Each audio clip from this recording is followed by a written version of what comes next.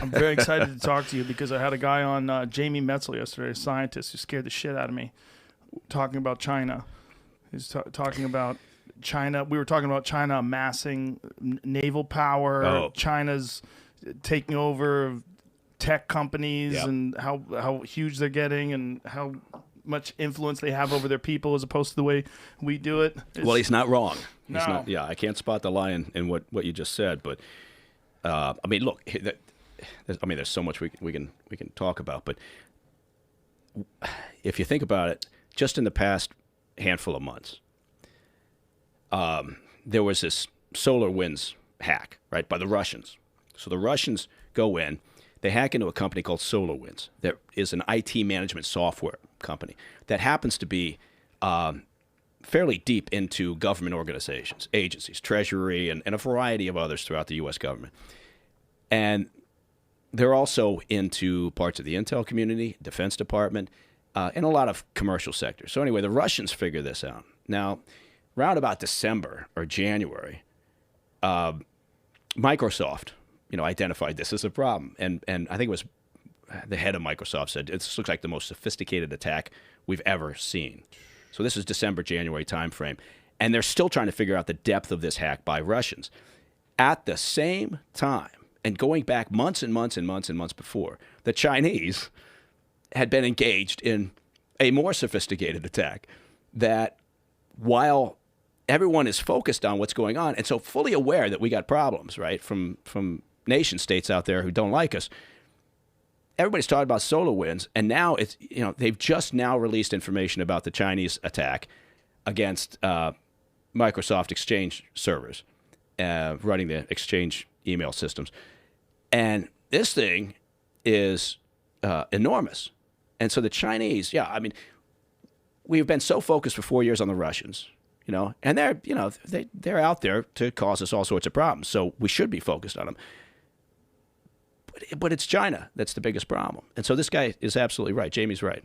It was terrifying. Yeah. Listen to what he was talking about, the way he was explaining how they have this plan. I think he said 2049 to be the global superpower of the world and essentially take the place of what America used to be.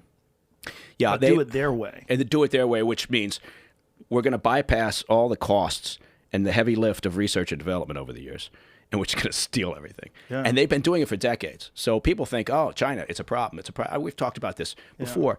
Yeah. This idea that perhaps this is just something relatively new or it's popped up during the previous administration of Trump. And honest God's truth is it's been going on for decades. And they decided that that's how they're going to get to the top of the food chain, is by stealing shit, because it's a lot easier to hoover up everything and then reverse engineer it. And the technology has made it even easier, right? It used to be old school. They'd go out and recruit somebody. They'd find some Chinese American working for a company here in the States. They'd appeal to sort of, you got to help the motherland, and they would. And that was the old school way of doing it. But, cyber theft it's incredible what they're able to do. And this latest attack, while they're still trying to sort out the mess, right? So when they do this, so if they get into this email server, are they targeting anything specific? Is there specific companies? Are they just like throwing a net out there and seeing what they catch? Yes, is the answer to both of those. It looks like what happened here was that their initial point of attack, or the initial focus, was intelligence, right? So then it branched out, and it branched out very, very quickly, right, to hit everything, small companies, medium-sized companies. And that's kind of the MO for the Chinese. The Chinese regime, right, their intel operations, they've got this long vision. And they've also got the resources, and they've got the desire to hoover up everything and then sort it out later. We take, as a country, we take a very sort of targeted approach, right? We say, okay, this is a piece of information that's a priority tasking for the U.S., for our national security. We're going to go out, we're going to figure out who has access to it. We're going to develop a very sort of surgical strike to figure out how do we get to somebody who's got this piece of information. That's typically how we or some of our allies would operate. The Russians, the Chinese have always had a different approach. I mean, the Russians is less elegant. The Russians are just throw shit at the wall and see what sticks, right? But the Chinese, they've got this long view, and they've also got this ability. And so in this particular attack that they're still trying to assess, that was perpetrated by, Chinese state-sponsored hackers based in China. They're just going to take everything, and then they'll sift through it. They'll figure out what they got. A lot of it's going to be just, chafe, not of interest, but they're going to find a lot of gold in there too. And they're willing to do that because they've got the patience to do it.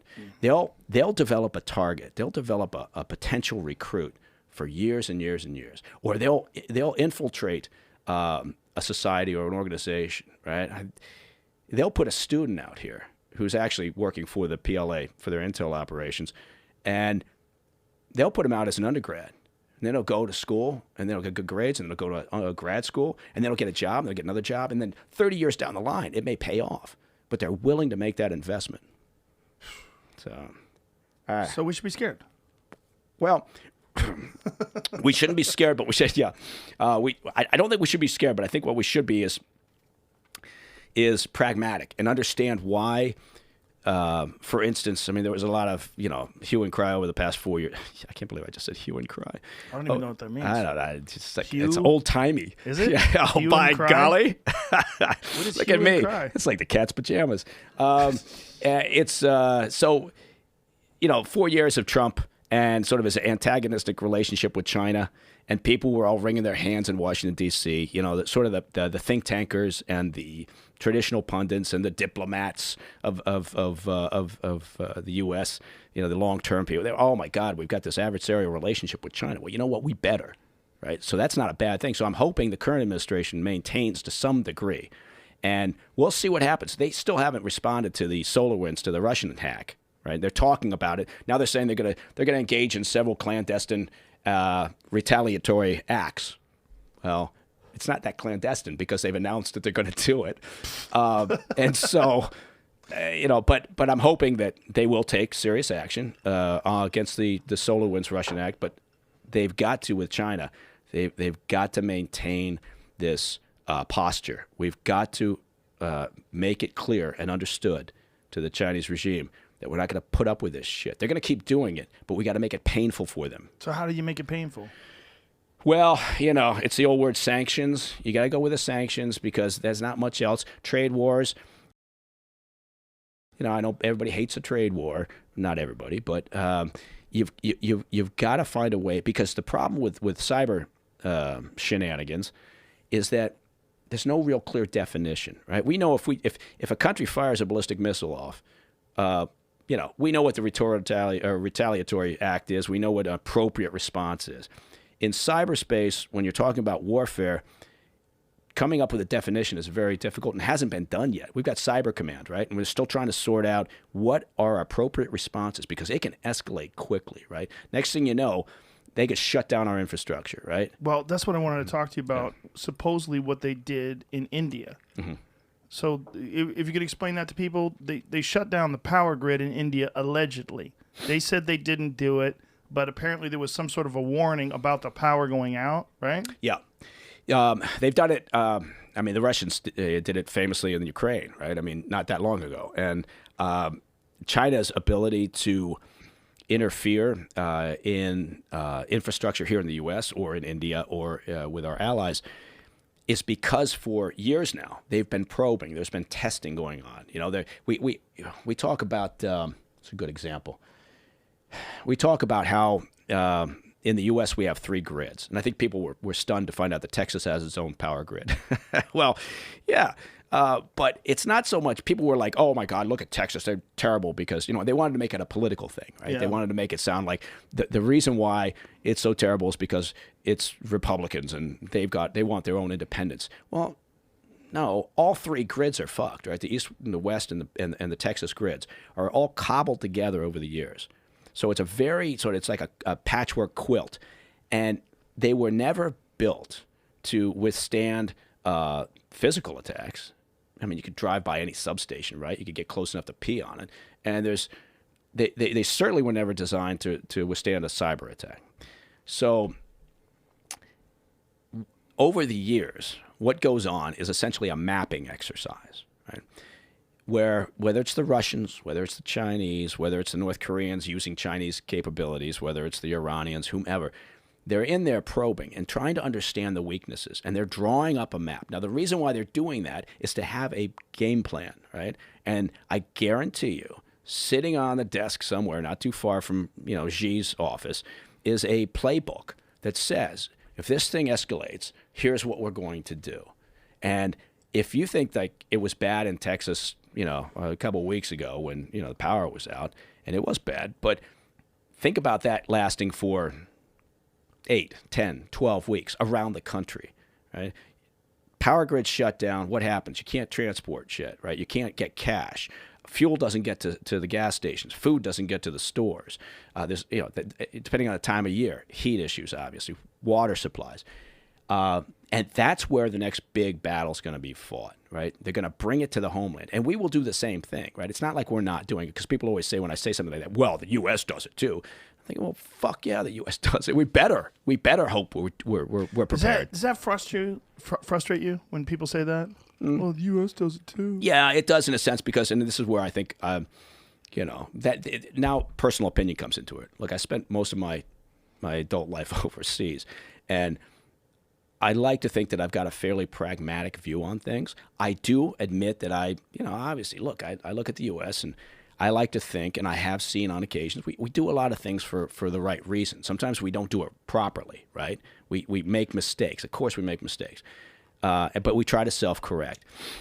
I guarantee you, if we're talking about the major powers out there, if we're talking about China and us, if we're talking about the Chinese regime, I'm talking about, obviously, if we're talking about the Russians, the Iranians, the North Koreans, we better hope that we stay up there, right, and are able to exert influence and leverage and control at the top,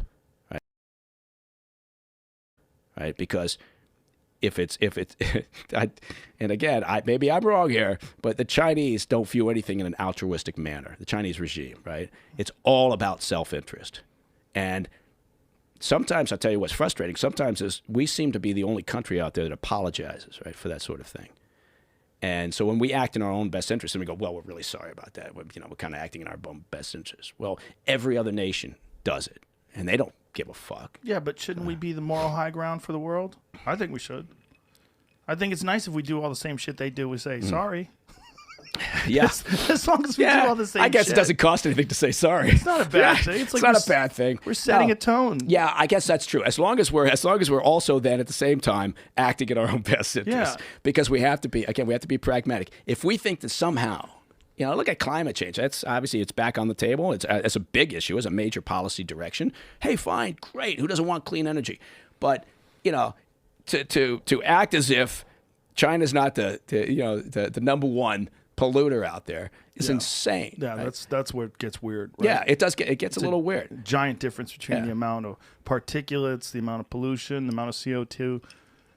I think they've tried hard to mitigate that over the last few years in particular. But you remember when they had the Beijing Olympics? Yes. And they had to shut everything down because the air quality was so bad that the athletes, it would actually be dangerous for the athletes to perform and to compete.